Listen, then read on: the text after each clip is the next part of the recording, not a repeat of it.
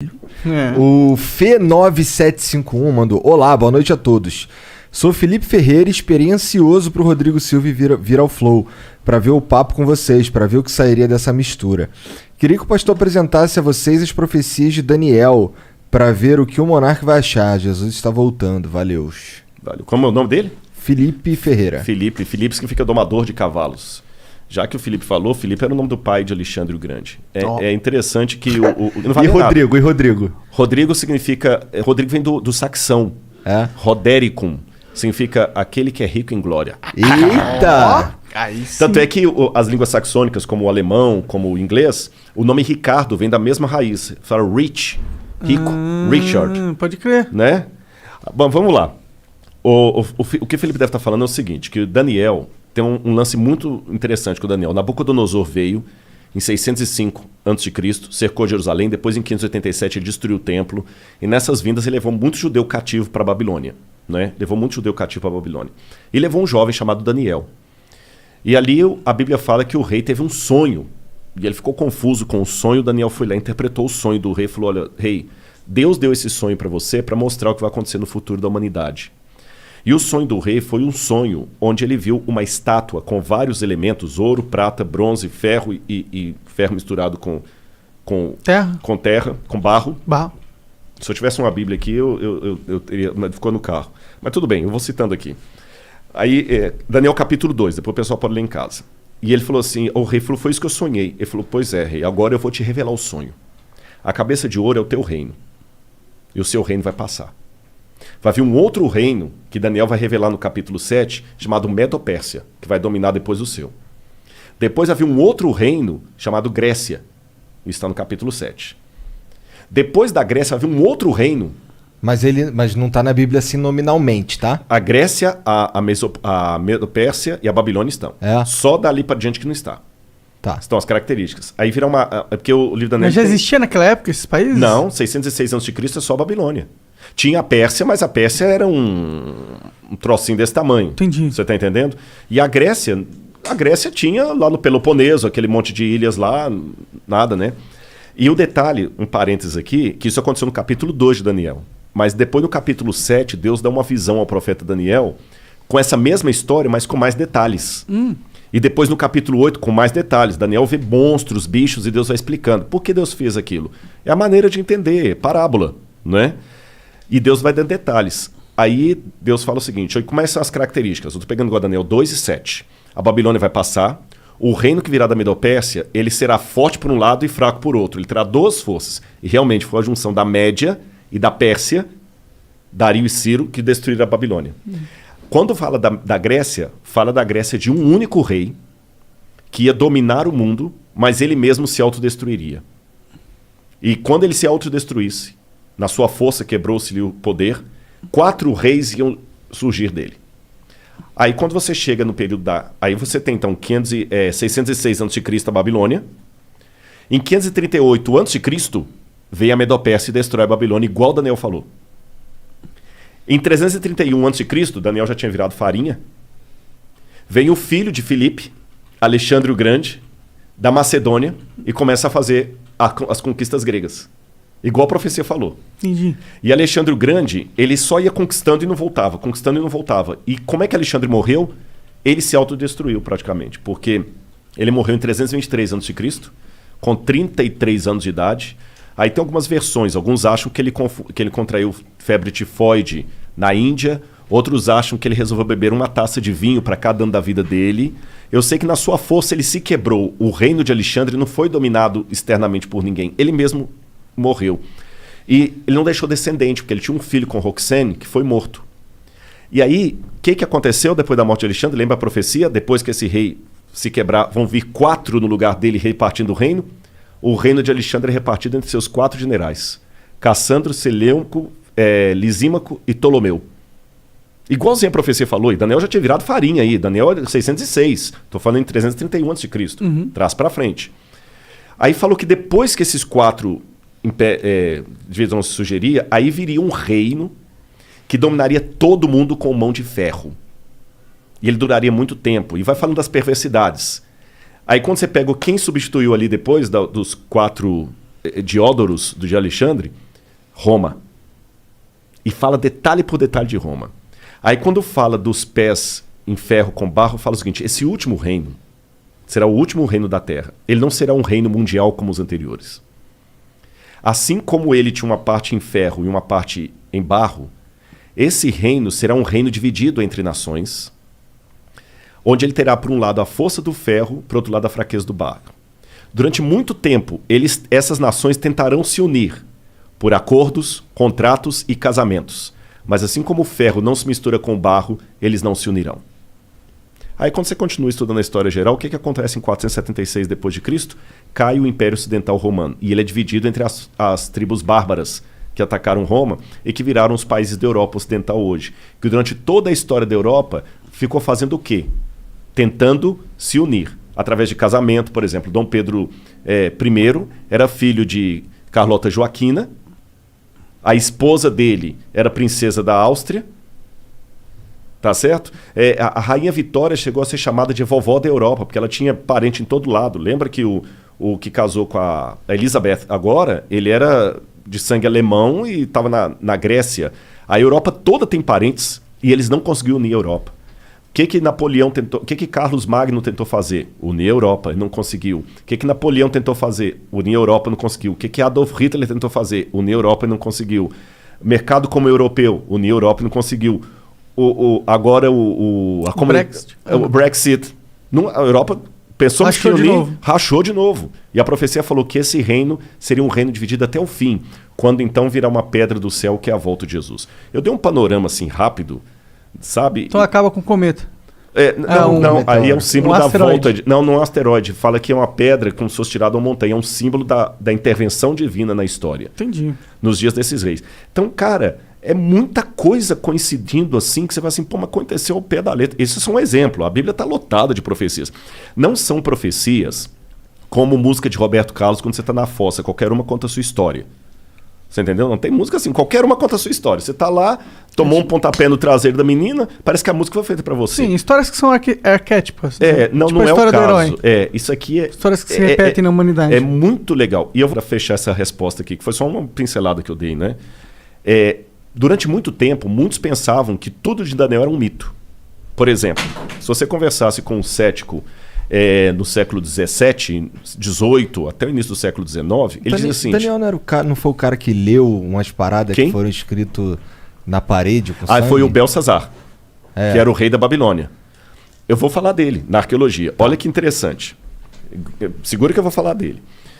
Um cético até por volta de 1820 ia falar com você assim: livro de Daniel é todo mito, bobagem, nada disso aconteceu, porque a arqueologia não existiu Babilônia.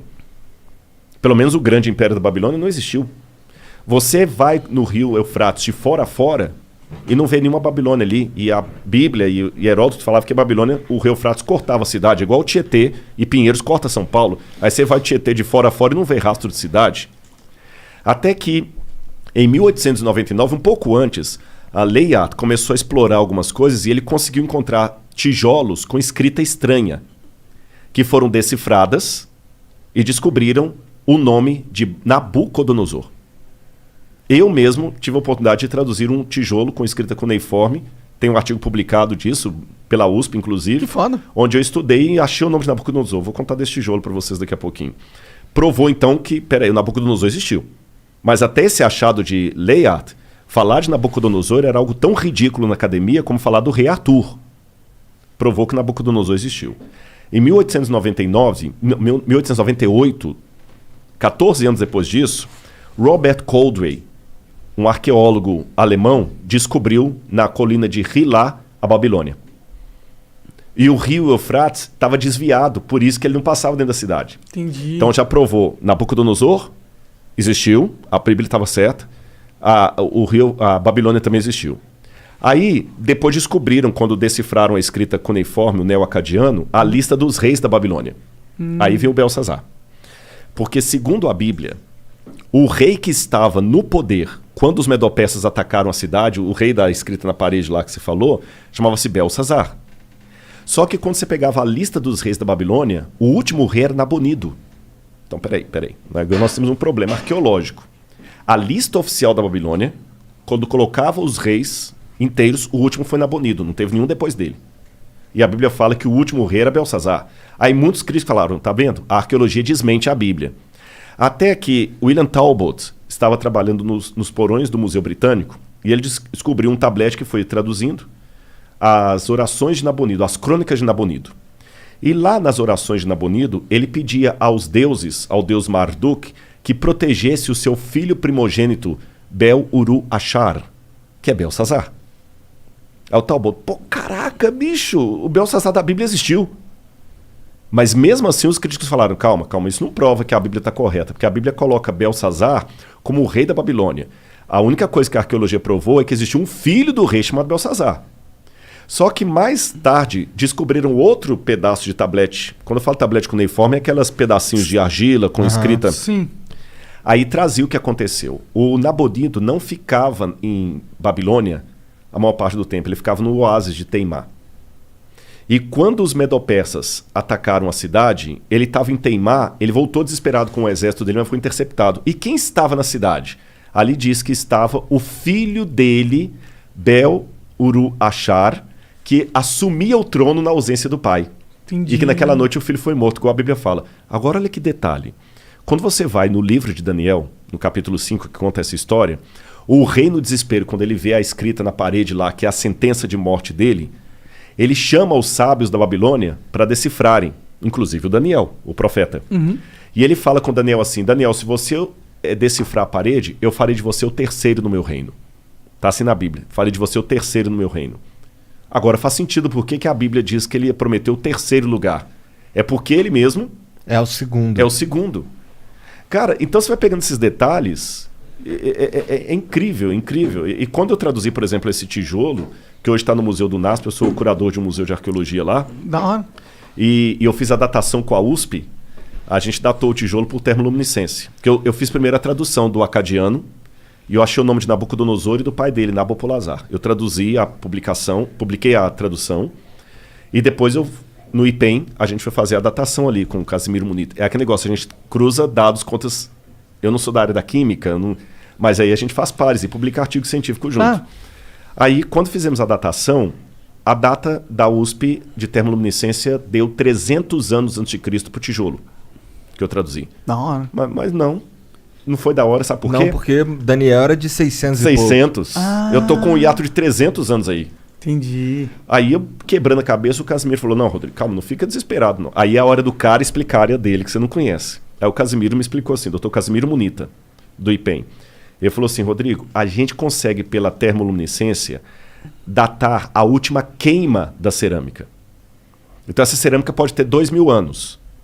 Mas se ela sofreu um incêndio 300 anos atrás, ela vai dar que tem 300 anos. Entendi. Porque eu tô datando a queima dela e não a primeira queima. Uhum. Se você coincidir de ela não ter passado por nenhum incêndio, você vai estar datando o dia que ela foi levada ao forno. Uhum. Mas se ela teve um incêndio depois disso, zera. Eu falei, então bingo. Ele falou, não tem nada na história que mostre. Eu falei, bingo. Aí eu lembro que por estudar as profecias de Daniel, eu fui estudar bastante as conquistas de Alexandre, e Alexandre colocou fogo no templo de Eságuila, na Babilônia, e depois manda reconstruir. A gente deduz que foi Alexandre. Alguns têm a dúvida se foi o Alexandre ou se foi o Ptolomeu, que botou fogo, não Lisímaco, corrigindo, que botou fogo no Entemenac. Isso foi 300 anos de Cristo. 300 anos de Cristo. Então eu falei, bingo. E o único prédio da Babilônia que foi incendiado e por isso reconstruído foi o templo do Entemenac. Você está entendendo? O único. Aí eu falei, então agora eu sei, a data que eu tenho é a data do incêndio da época de Alexandre. E agora eu sei, dentro da Babilônia, de onde veio esse tijolo. Dentro do templo. Aí eu fiquei emocionado, gente. Vou falar com vocês por quê. Porque aquela inscrição que eu traduzi era uma inscrição pública. É igual você tem na Flow que estava na parede ali embaixo e tudo, é uma inscrição pública, né? E aquela inscrição pública estava no templo do tesouro do Nabucodonosor. E a Bíblia fala que quando ele levou os utensílios de Jerusalém para lá, para humilhar os judeus, e para lembrar o início da nossa conversa lá do podcast lá atrás, que eu falei que Jeremias falou, Deus vai trazer os babilônios, porque vocês não estão obedecendo a aliança, Deus vai tirar a proteção dele, já que vocês estão procurando outros deuses. O Daniel viu os utensílios sagrados do templo sendo levados pelos babilônios lá para a Babilônia. E segundo a Bíblia, guardados na casa do tesouro do Deus. é provável que esses tesouros ficassem dentro do templo do Entemenach. Porque o Nabucodonosor dos babilônios, eles tinham o costume de fazer uma espécie de museu, antes dos museus, de guardar artefatos de espólio de guerra dentro do templo. Pode crer. Então Daniel leu com os olhos dele aquela inscrição que eu traduzi. Ah, pode crer. Agora ele leu com que espírito? Humilhado. Imagina, tudo que você tem de mais especial. Se você for religioso, aquele crucifixo que a sua avó te deu, que fez o catecismo e tudo, sendo colocado lá de qualquer maneira lá... Com um espólio de guerra. Espólio de guerra. Ou então vamos supor que aqui no programa vocês têm algumas coisas legais, que falam assim, pô, isso aqui a gente guarda com carinho, porque isso aqui foi o primeiro prêmio que a gente ganhou e tudo. Sim. Aí você vê um negócio colocado lá, banalizado, te dói o coração. Daniel estava humilhado. Ele passou na porta do Entemenach e ele viu isso. E ele leu aquela inscrição. Eu sou Nabucodonosor, que foi o que eu traduzi. Rei da Babilônia, provedor dos templos de Esagla e Êsda. Daniel deve ter feito perguntas similares às que eu fiz quando eu estava com a depressão. Onde está Deus? Tem o Salmo 139 que diz: às margens do rio da Babilônia, nós nos assentávamos e chorávamos lembrando de Sião. Aqueles que são mais antigos que eu devem lembrar de uma música antiga, né? On the rivers of Babylon. É uma música dos anos 70, 80, The Rivers of Babylon. Eu não manjo. Mas é uma música legal. Depois o pessoal dá uma gulgada, eles vão achar. E essa música fala desse salmo que os judeus compuseram. Mas foi uma música pop, foi uma música de rock. A dor deles por estarem na Babilônia. No salmo fala assim, os que nos levaram presos pediram que nós cantássemos alguma música da nossa cidade, da nossa pátria. Mas como nós podemos cantar a música da terra com o nosso templo destruído? Então Daniel estava arrasado, igual eu estava lá no Cevisa. Daniel leu aquela inscrição como um símbolo de humilhação. 2.600 anos se passaram. Aquela inscrição, por um golpe de sorte, não sei, entre aspas, foi encontrada por um brasileiro lá no Iraque, quando trabalhava na Mendes Júnior em construção civil. Olha lá. Esse brasileiro ia passear nas ruínas lá e via aquele monte de pedra, fez amizade com um soldado lá, futebol, Pelé. Cara, deixa eu levar um souvenir pro Brasil. Pega o que você quiser. E ele escolheu, no meio do monte de monturo lá, esse tijolo, porque tinha uns desenhos legais. Chegou no Brasil, ele falou: o que eu vou fazer com isso? Vou jogar isso fora. Aí a mulher dele falou o seguinte: não joga fora não. Doa isso pro professor Paulo Barbosa, ele é professor da escola adventista lá, de história, ele pode usar, que doou. Esse professor Paulo ficou com essa pedra uns 30 e tantos anos.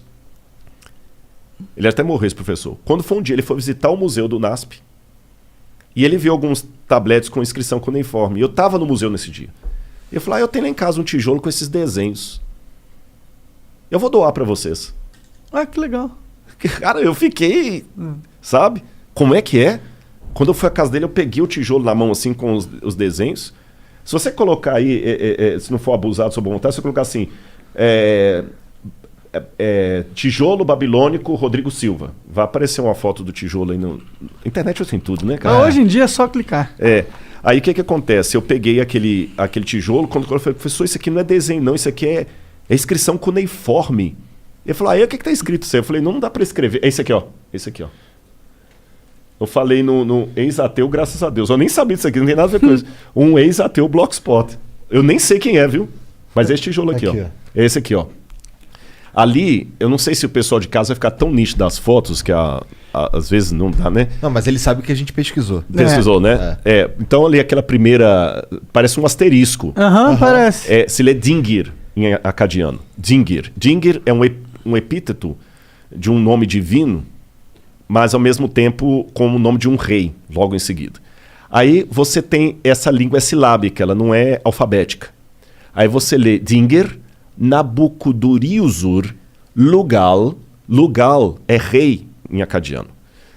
Bom, antes de entrar na tradução, eu lembro que quando ele colocou o tijolo no meu colo, falando que era desenho, eu falei: professor, isso aqui não é desenho, isso aqui é escrita. Aí ele falou assim: então lê para mim o que ele falou. Não dá para ler igual você lê a Folha de São Paulo. Pô, não... Eu leio isso aí, mas eu não sou professor de acadiano. É que quando você faz arqueologia, a gente estuda um pouco de egípcio, acadiano. Aí tu sabe o que é e daí tu leva pro especialista. Exatamente. Aí você vai pesquisando, vai traduzindo aos poucos. E tem muita língua que você até estudou, mas se você não está falando, você esquece. Tem muita coisa que eu esqueci. Egípcio, eu ainda dei aula de egípcio na faculdade, mas acadiano eu nunca lecionei. Mas eu falei: mas eu posso decifrar. Pô, aí peguei meus dicionários lá, meus léxicos e tudo, e consegui decifrei. Então ali tá, eu sou Nabucodonosor, Lugal, rei de Acadê, Babilônia, rei da Babilônia, provedor na segunda linha dos templos de Êxida e Eságila, que é justamente o outro nome do Entemenac, aqueles templos lá. E embaixo fala filho, aí tá borrado, porque quando eu fiz a tradução, eu mandei para professores de Harvard, da Andrews, de Budapeste, que são realmente, os caras são os bocas em acadiano, para ver se eu não fiz bobagem, né? E eles confirmaram. E um professor de Budapeste acredita que onde está borrado aqui, que eu não consegui traduzir, seria filho primogênito de Nabopolassar Lugal Acadê, rei da Babilônia.